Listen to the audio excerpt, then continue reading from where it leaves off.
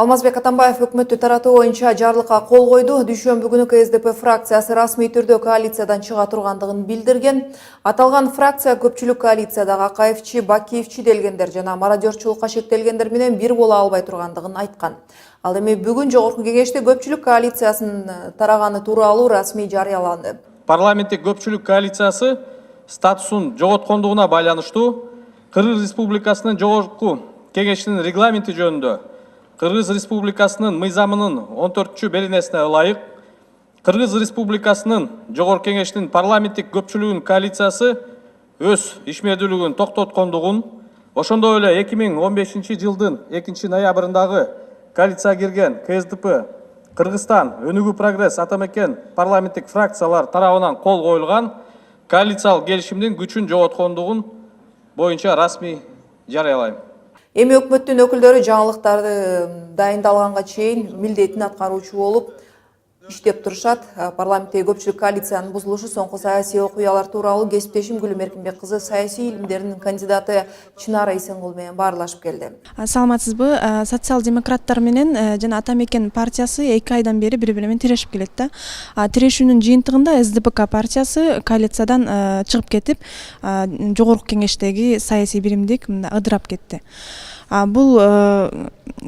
Бирок эми бул эки партиянын тирешүүсү, тактап айтканда, Текебаев менен Атамбаевдин тирешүүсү азырынча токтобойт сыяктуу да. Бул окуянын өнүгүүсү кандай болот деп ойлойсуз? Туура айтып атасыздар, азыр бүт кыргызстандыктар ошо компромат согушуна свидетель болуп атабыз, ошонун баарын көрүп атабыз. Менимче бул жерде көп нерселер ачыкка чыгып атат, бирок жалпысын айтканда бул компроматтын согушу абдан терс нерсе. Анткени адамдарга ушу коомчулукка бир позитивдүү повестканы, күн тартибин сунуштаганын ордуна биздин башчылар өзүнүн мамилелерин, өзүнүн туура эмес алып барган иштерин, эмелерин бири-бирине чыгарганга аракет кылып атат да өз жөн.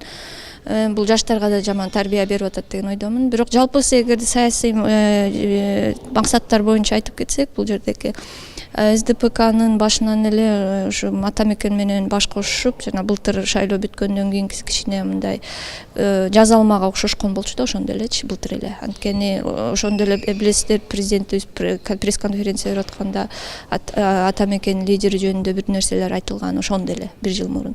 Анан мындай саясий таануучу эксперттер катары биз ошондо көңүл бурдук эле, бул кичине көпкө жашабай турган коалиция болуш керек депчи. Анан бул жерде ачык эле айтыш керек, оппозиция болгону, бийликти колдогон күчтөр, бийликти колдогон коалицияга кирип атканы жалпысы система үчүн жакшы нерсе да. Азыр ошо жазалмалык жок болуп, чыныгы кимдин кандай позицияда турганы көрүнүп атат да. Ошол үчүн келечекте кандай болуп кетиши мүмкүн дегенде, эми бул жерде КСДП партиясы өзүнүн бийлигин көрсөтүп атат. Биз коалицияны түзөбүз дейт президент. Албетте КСДПга эле берет болуш керек жаңы коалицияны түзө турган укукту. Ал жерде жаңы партиялар кириши мүмкүн. Мисалы республикада жүрүп жөнүндө айтылып атат. Аяка реформатор жигиттер, кыздар келиш керек болуп атат да. Бир канча министрлик позициялар ошондо азыр сүйлөшүү аркылуу чечилип атат го дейбиз да, жаңы кабинет министров да. Ошол. Бирок ошол баш мыйзам боюнча коалиция тарагандан соң президент 3 күндүн ичинде өзүнүн каалаган фракциясына мындай коалиция курууга мандат берет да. Мандат болсо кайра эле ошол бийликтеги партия СДПКга берилет деп күтүлүп жатат. Ал эми болсо Иса Омуркулов болсо ачык эле айтты, ошо Атамекенге бул жаңы коалицияга да орун жок депчи. Мында Атамекен эмнени уттуруп жатат жана эмнени утуп жатат деген суроо. Бул жерде эки жактан бир нерсени уттуруп, бир утуп атышат. КСДП болсо албетте Атамекенде оппозицияга кеткенде, Атамекенге оппозицияда көбүрөөк үн берип атат. Атамекен чыгып кетери менен албетте оппозиция жакка кетет. Аякта ким калат азыр белгисиз болуп атат. Мүмкүн бир бул, мүмкүн өнүгүү деп да айтып атышат. Мүмкүн үчөө тең оппозицияда болуп, ошондо 3-3 болуп калат деп атабыз. Ал абдан ошо чыныгы боло турган сценарий. бирок 3-3-төн болгон нерсе абдан нестабильный деп коет го, дестабилдүүлүк болуп калат. Ага эле көп бир ири чечимдерге кабыл ала албагалышы мүмкүн болуп калат парламенттин ичиндечи. Ошондуктан 4-2 болгон жакшы болмок эле. Бул жерде мүмкүн бир канча анын бир бол мүчөлөрү дагы конституцион референдумда боло турган өзгөрүүлөргө каршы чыгып атса дагы бир бол партия катары, фракция катары коалицияга кириши мүмкүн. Аны биз жок деп айта албайбыз, андай мүмкүнчүлүк бар. Ошондой болсо туруктуулукка, системанын дагы ошо кабыл алган чечимдер, мыйзамдар ишке ашканына жакшы атмосфера болот эле да. Ошол үчүн 4-2 дегенде биз мында КСДП, Республика Ата Журт, Кыргызстан, анан бир бол бир жагында, Ата Мекен жана Өнүгүү Прогресс экинчи тарап оппозиция жакта болушу ыктымал болуп атат. Бирок эң реальный вариант азырынча 3-3 болуп атат да. Ошондо бир бол дагы оппозицияда калат гана. Бул жерде Ата Мекен чыныгы оппозиция экен болгон ошол укукту жеңип, ошо оппозицияда мындан да үнү катуу чыга турган бул аларга жеңиш катары айтса болот.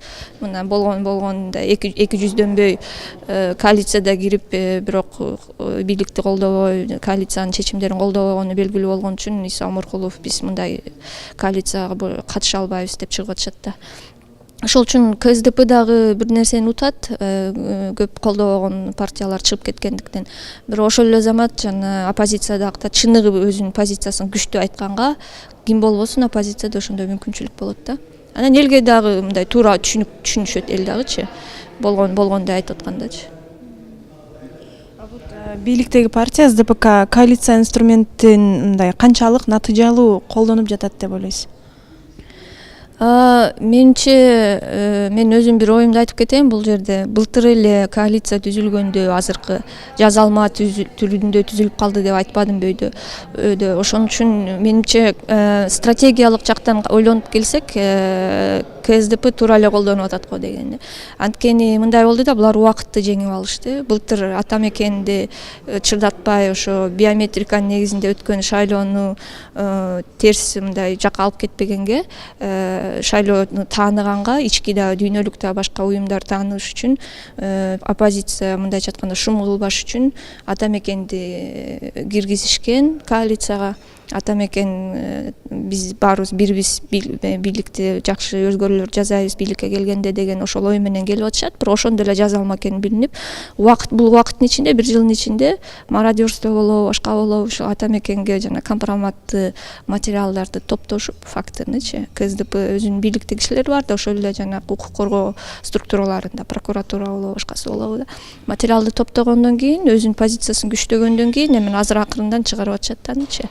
Ошол үчүн Ата Мекенге айтып атышат, эгерде силер деген ушундай болсоңор, биз силер менен боло албайбыз бир коалицияда, мындан ары дагы бул компромат согуш уланат деген ойдомун. Анан бирок аягы отуруп дестабилизация болушу мүмкүн эмки жылдын бир жазында, бирок өтө чоң да революция анчалык массовый эмеге өтпөйт го деген ойдомун. Эмнеге дегенде элдин маанайы жакшы эле, таза эле. Бул кышты жакшы өтүп алсак, эмки жылында президенттик шайлоого даярданабыз. Президенттик шайлоодо биз күтүп атабыз жаңы адамдар келиши мүмкүн деп. Мисалы Бабанов болобу, Асариев болобу, Канат Исаев болобу, жаңы президент болорду, алар өзүнүн ошо программасын сунуштайт. Мен мамлекетти мындай өнүгүшүн көрөм, ушундай болсо туура болот эле дегенде, эл кадимкидей эле демократиялык мамлекеттекидей ошо жасаган ишине карап, ойлогон ойлоруна карап чечим кабыл алышат. Мынчалык өтө чоң дестабилизация болбойт деп ойлойм, бирок албетте азыркы дүйнөдө эмне болуп атканын көрүп атасыздар. Тышкы күчтөр кошулуп кетсе, бул жерде колдоп кетсе, кичине упурталдуу болуп калышы мүмкүн.